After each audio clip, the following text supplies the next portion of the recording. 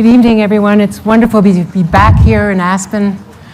Wonderful to be here at the Security Forum. Our thanks to them for this great invitation to interview a real hero of the American Foreign Service and of our ambassadors' ranks, Linda Thomas-Greenfield, who's been with the Foreign Service for more than 30 years, was a path breaker in every sense of the word, and has continued to be the forefront of our diplomacy and a member of the cabinet.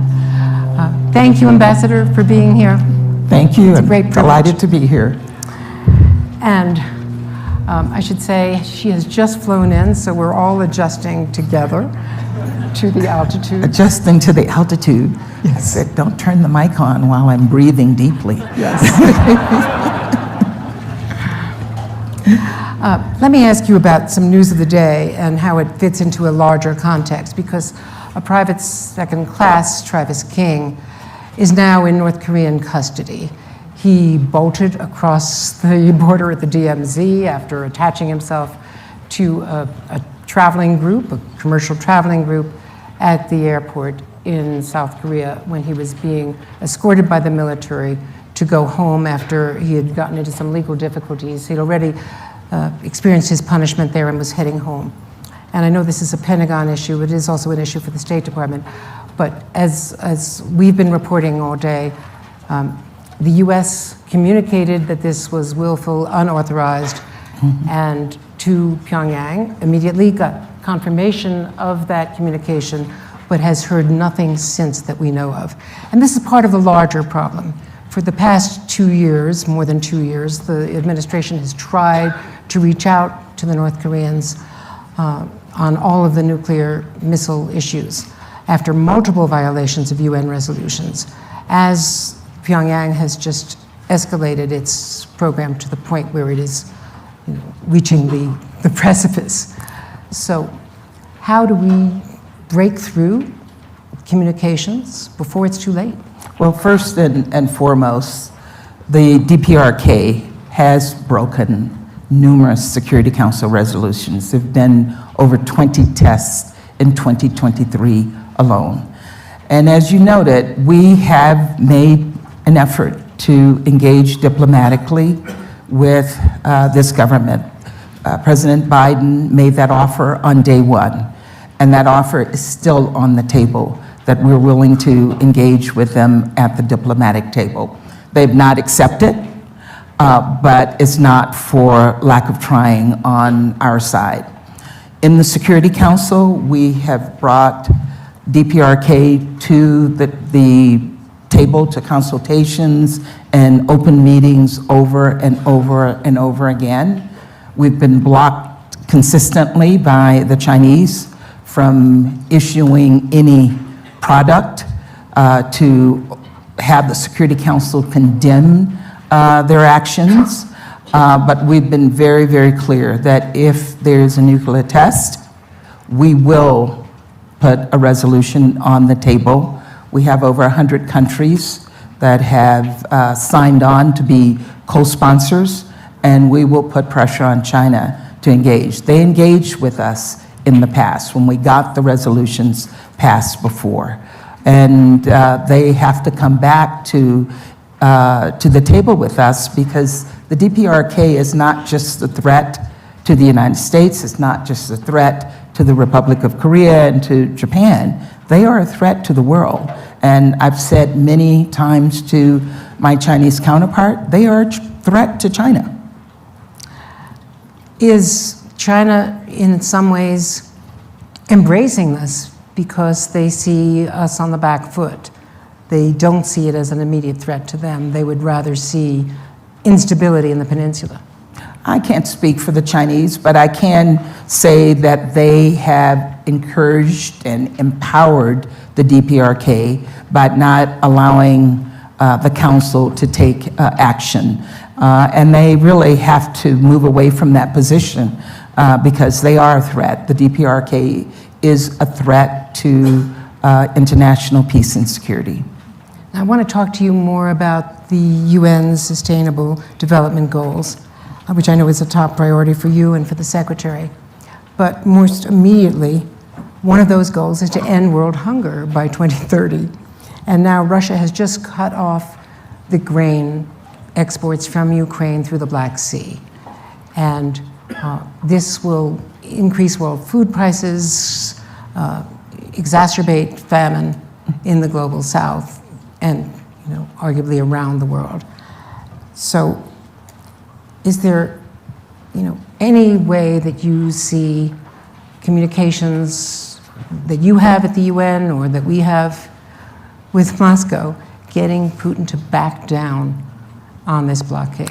The UN has led the negotiations with the Russians on this, with the support of the government of Turkey. And they are still engaging in those negotiations. They're still pushing. And I even saw that President Erdogan said he was still hopeful that they can get to a place where the Russians will go back into the deal. Millions of people are going to suffer, and this is just one more example of the callousness and the cruelty of Putin. He pulled out of this deal, and then he vetoed the resolution. You and I traveled to the border of Turkey and Syria, and you saw how important that border crossing was to feeding millions of people on the Syrian side of the border. And the Russians vetoed that at the same time that they pull out of this grain deal. So they don't care about people, and we have to continue to condemn them, keep the pressure on them, and find a way forward with or without them. That area of Syria with millions of refugees who were being bombed by Russia, Russia as proxy for Damascus. That area was devastated by the earthquake in February and subsequent aftershocks. So those people have had multiple hits. They're in that refugee camp because of the bombing by the regime. So how can you break through? Having seen this firsthand, you go every year, and now the last corridor, there were 4 corridors, now the last one has been vetoed. They not only vetoed the last resolution, they put on the table a resolution that was totally unacceptable to all 14 members of the Security Council. 13 of us opposed it, the Chinese abstained, and only Russia voted against this resolution. And then they put their resolution on the table where 13 of us opposed it. China voted with Russia on Russia's resolution, which would have allowed for basic recognition of this regime's attacks and cruelty on its own people. They want the international community to pay for reconstruction and recovery in areas that were bombed and destroyed by this regime, and we could not accept that, even with their dangling a 6-month extension in front of us. So we're still in the process of negotiating and putting pressure on Russia. The UN is meeting with Assad to see if we can find a way forward. I don't think the Assad regime wants to take the responsibility for feeding the people that are even under their control. So I think it's important for them to see us find a path forward. On another aspect of these, very difficult relationships, the Pentagon is telling us that there are almost daily very close calls between Russian and American aircraft in what should be a deconfliction zone over Syria. How concerned are you and the United Nations of a disastrous occurrence? Russia has become a pariah state around the world. 143 countries have condemned their actions in Ukraine. And they are on their back foot, as we heard earlier, and they are desperate. And I described them in the Security Council as a bully on the playground who they can't get their way, so they just keep threatening the world. And the world is suffering. Food prices are going up. There are shortages, and it's being impacted more in the global south than anywhere else in the world. One of the impacts of the war and of COVID have been to really set back the goals of the Sustainable Development. In 2015, it was to eliminate poverty and hunger and gender equality by 2030. Yeah. And now, how difficult is it to even think about achieving those goals, and what would be the new forecast? It's a challenge. We're at the halfway mark, and we will be having a SDG summit in September during High Level Week. And at the halfway mark, only 12%, 12 of the goals only 12% of the goals have been reached, and half of them we have not made very much progress on. So there's a desperation now to really ramp up our efforts and show the world that we are serious and we're committed to reaching these goals. One of the goals, and we work on all of them, but one of the goals that's most important to me is the goal of ending hunger. And we will be president of the Security Council in August, and this is my third presidency where I have made hunger the centerpiece. And some have asked, why do you keep doing the same thing over and over? And the reason, the answer to that is we haven't ended it yet. And we're dealing with famine in the Horn of Africa, where we are very proud that we averted the famine last year. But what we're not saying is that hundreds of people still died. And we have to find a way. We have the tools. We have the know-how to end hunger. And I was delighted to have a conversation with Senator Coons and Senator Lindsey Graham, who have been working together to put forward a bill and a resolution that will address hunger by bringing the private sector in and do more work with the private sector to address issues of hunger worldwide. There's bipartisan support, as you just point out, in Congress. Is this one of the issues where the UN Security Council framework is just inadequate to the problem, given the Russian veto in China? You know, we have a Security Council that was created 70 years ago. Right. And it was created 70 years ago to deal with the issues of the world 70 years ago. Today, those issues have changed. And the construct of the world has changed. Most of the countries of Africa, almost all of them, were not independent then.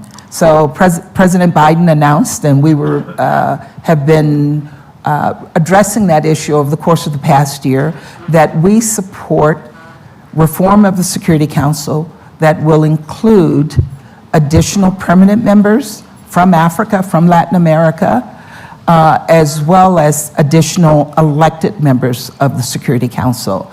And we have committed to that, and we've been coordinating and consulting across the globe to see how we can move that agenda forward. Of course, the backdrop for a lot of these problems is the Ukraine war. I was just returning from Vilnius and covered the NATO summit, and you spoke with Foreign Minister Kuleba afterwards. Obviously, Ukraine was very distressed by the way the communique was drafted. And frankly, there was criticism of the US splitting with some of its NATO allies on this issue, as not giving them a better time frame for when they could accede after the war. No one's arguing during the war, but after the war, of when they could accede to NATO. Look, we understand Ukraine's frustration, but NATO has been united in how it has addressed Ukraine, and we expressed a strong commitment and plans that Ukraine will become a member of NATO. And what that will require to get there is in process right now. There's a commitment to the Ukrainians. And again, let me just say, when President Putin made the terrible mistake of invading Ukraine, he thought that NATO would be divided.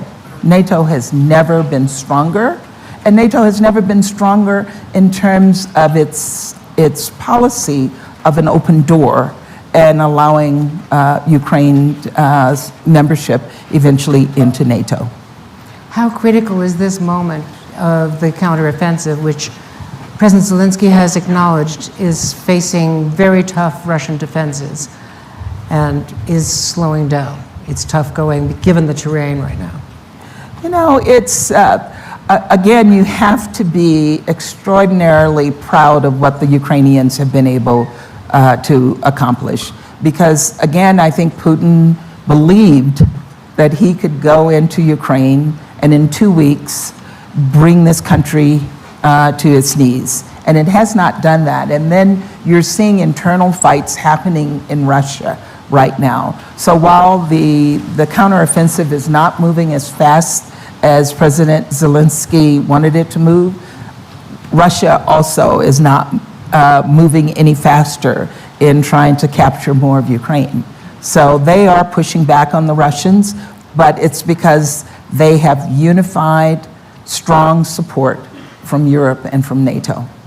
In the past, you had a relationship with your Russian counterpart at the UN. More than 500 days into this war, are those days over? So Russia sits in the Security Council, and we all sit around the table. So I have to sit around the table with the 15 members of the Security Council. And clearly, Ukraine is a huge, huge barrier for a normal relationship with the Russians, for all of us sitting on the Security Council.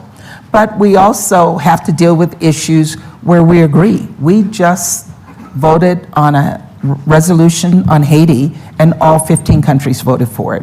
And we engaged at the working level with the Russians to get their agreement on that. Can you engage at the working level with the Russians to free Evan Gerskovich, the Wall Street Journal reporter? I engaged directly with my counterpart on that. Is there any progress at all? He's wrongfully detained. He's not a spy, and he has no prospect of getting out. Are there back channels?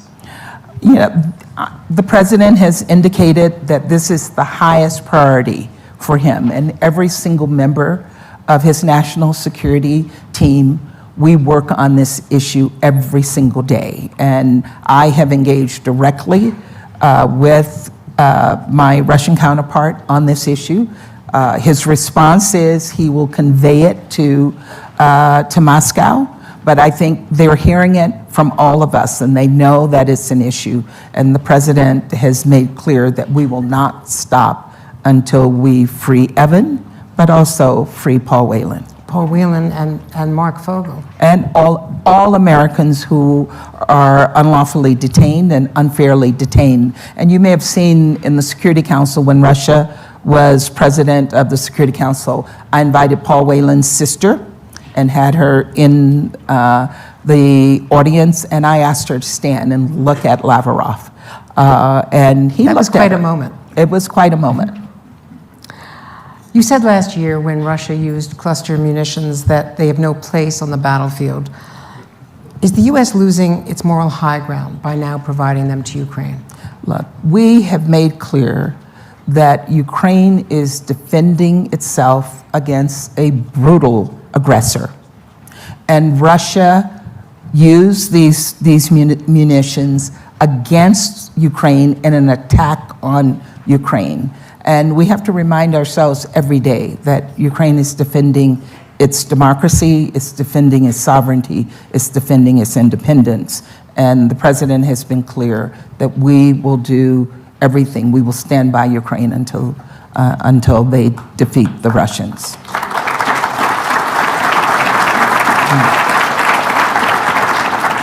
Do you have concerns about congressional support given some of the recent statements by Republicans, and actually some Democrats, but mostly by Republicans in the House? The president consulted with members of Congress. He consulted with our allies. And as he said, it was a difficult decision, but it was the right decision. Do you have concerns about the next supplemental, which is going to be necessary to continue the military aid? I'm not. There is bipartisan support for that. There are clearly individuals on the Hill who oppose it, but there is broad bipartisan support because we know that this is important. It's about the defense of the international order. And again, it's the charter, the UN charter that we all signed on to. It's the values that underpin that charter that we're fighting for. And Ukraine is on the front lines of that. And we all have to support them as they defend our interests. As much as the Ukraine war has, with the efforts of the president and the administration, brought NATO and Western allies together, it has deepened the divide between the West, the US, and the global South.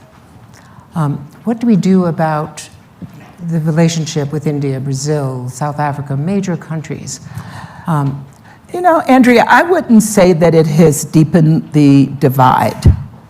I think what it has led to is a much more intense conversation about what our priorities are and how we can promote those priorities across the globe. I heard the Admiral say we can chew gum and walk at the same time. Secretary Blinken says we also have not forgotten the rest of the world. We can row. And so Russia's narrative is that we have turned against the global South. But the truth is we have not. We continue to engage with the global South. We continue to engage with our partners, as you heard with Kenya. We're still addressing issues of global peace and security, dealing with Sudan, working on Haiti. We have not turned our backs on the global South, but we have worked diligently to defend what even the global South has to be concerned about, an aggressor crossing the border into a smaller neighbor. And it can happen to any of those countries, and we will be there for them as well. Do you think that message is getting communicated? I think it's getting across, but you know, Russia has an extraordinary propaganda machine, and they use it very, very effectively. And we all know that we have to up our game, and that was one of the issues I discussed with Foreign Minister Kaleba. It's something that we discuss with our European colleagues. We didn't just discover Africa, as you heard. We have been there with the continent since the beginning. We are very close to this continent. And we do have to ramp up and amplify our messaging on our commitments and our priorities to addressing the issues that are important to them. The UN has started focusing on artificial intelligence. There was a meeting, in fact, today, and how it affects, or, can threaten misinformation in the democratic processes. This issue is so hard for the United States and regulators to even grapple with. There's a lot of lack of understanding, and it's evolving so quickly. How can a bureaucracy as cumbersome, frankly, as the United Nations even come to grips with it? They have to. And they are working on that, and I was very pleased that the UK had this as their signature event today. Their foreign minister sat in the chair. We see this as a double-edged sword. AI can be an extraordinary tool for the world, for dealing with issues of hunger, for dealing with issues of health, for dealing with education across the world, but it also has a negative side, and those things have to be regulated, and it is only the UN that can regulate it for the world. I want to ask you about Israel because, of course, President Herzog is in Washington, met with the Secretary of State, met with the President. He'll be addressing a joint meeting of Congress. And it was notable that he was invited by the congressional leadership last fall, actually, by the previous congressional leadership to come, but that Prime Minister Netanyahu was not. That was noted very much in Jerusalem, as a matter of fact, by the Prime Minister, according to my reporting. So there was a conversation with the president yesterday, and it was not a formal invitation, but a suggestion that there would be a meeting sometime in the fall, somewhere in the US. It was not even suggested that it would be a White House meeting. The US has always defended Israel at the United Nations. Is that becoming increasingly difficult, given this current coalition government's policies on settlements, which has made it increasingly difficult to even imagine geographically a Palestinian state? Look, our position hasn't changed, that we stand with Israel. We defend Israel's right to defend itself. But we also call on both sides not to take any measures that would interfere with the possibility of achieving a two-state solution. And that message we give regularly to both sides. I traveled to the region. I met with Palestinians. I met with Israelis, President Herzog and the former government, and we have delivered those messages consistently over many, many years. And we will continue to do everything possible to get us to a place where we can reach the possibilities for both Palestinians and Israelis to live in peace and prosperity.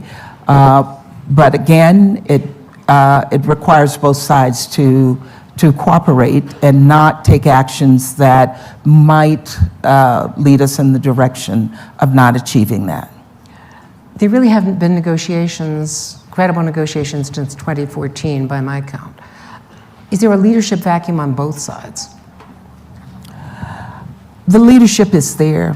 The leadership, I think what we need to see is a commitment by both sides, the leadership on both sides, to find a peaceful way forward. I wanted to ask you about confirmation process in the Senate, military and diplomatic. You've got one senator holding up approximately 300 military confirmations, including the chairman of the Joint Chiefs, the Marine Commandant, and you have another senator holding up more than 60 Senate confirmations of State Department positions, including 35 career ambassadors. Isn't this a national security problem? It is a national security problem. We need our top leadership in the field. We need both our military as well as our diplomatic tools at their sharpest and at the highest levels. And many governments look at the fact that we don't have ambassadors there as a reflection of the lack of interest in their countries. We have to have our ambassadors in place. One of those 60 ambassadors, one of the 35, is Ambassador Shea, who is our ambassador in Lebanon, who's coming to be my deputy permanent representative. And she's had her hearing, and we're just waiting for her to be confirmed. We can't continue to do diplomacy with our hands tied behind our backs. And so there has to be more pressure on members of Congress to find a path to release these ambassadors, as well as our military officers from the purgatory that these two senators have placed them in. And finally, there's the issue, of course, of reproductive health for people in the military service. And Senator Tuberville, who spoke again, I believe, with Secretary Austin today. What is it that they don't seem to understand? You were a woman of childbearing age, having children while you were a young Foreign Service officer, and know what the difficulties were decades ago when you were involved in government service and serving overseas. What don't they understand about women's needs for reproductive health services? Because this is not just abortion.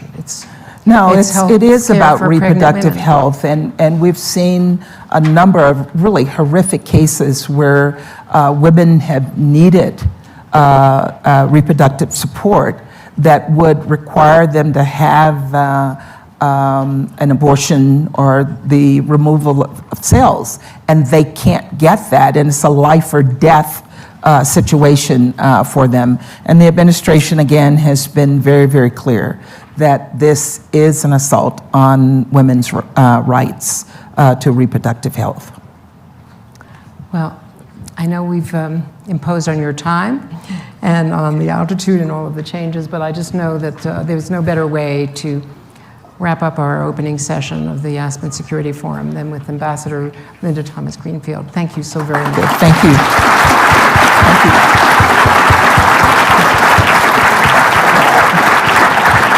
Thank you. Thank you. Greenfield, thank you so much for the tour de force. For all participants, speakers, journalists, sponsors, we all deserve a toast. And so we're going to walk out the